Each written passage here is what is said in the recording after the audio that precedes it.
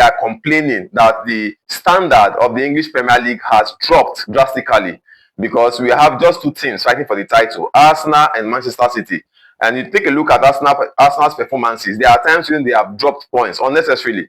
But Manchester City are more reluctant to catch up with them, unlike in the past where City, at this particular time of the season, will just embark on a winning streak and, close the gap, overtake Arsenal and win the title. But they are not showing signs that they're able to do that or that they will be able to do that this season. And that explains why people feel that there's a drop in the standard of football in the English Premier League this season.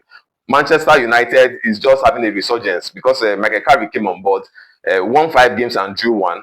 And that is how they've been able to leapfrog Liverpool and Chelsea into the 4th position. Liverpool and Chelsea are just there playing hide and seek. So nothing is actually happening in terms of competition, strong competition in English Premier League this season. And that is why I agree that the standard of English football dropped this season.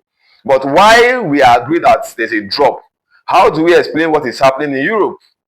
36 teams turned up for the UEFA Champions League, and here we are in the round of 16, and we are still having all the English teams that are participating in the round of 16. 6 teams from England are right there in the round of 16. So 16 minus 6, we have 10 teams from every other league in Europe, while only 6 are from England alone.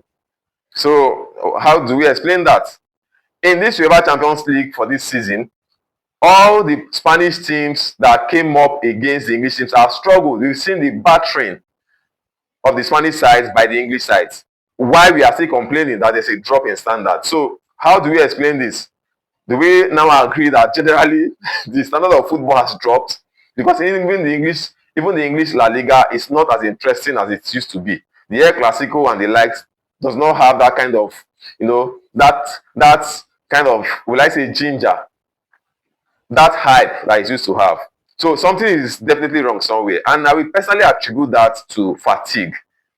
A regular season comes with the Premier League games. For example, in England, we have the Carabao Cup, the FA Cup, as well as the UEFA Champions League. And after playing all of this, instead of resting, these players will now be told to come to World Club Cup for those who qualify, and others will go to the Nations to play the Nations League. All of these distractions and tight schedule is wearing down these players. After this season, we'll be heading to the World Cup before the season resumes again. So all of this, I feel, is the fallout of all of this that I feel we are seeing right now in these performances.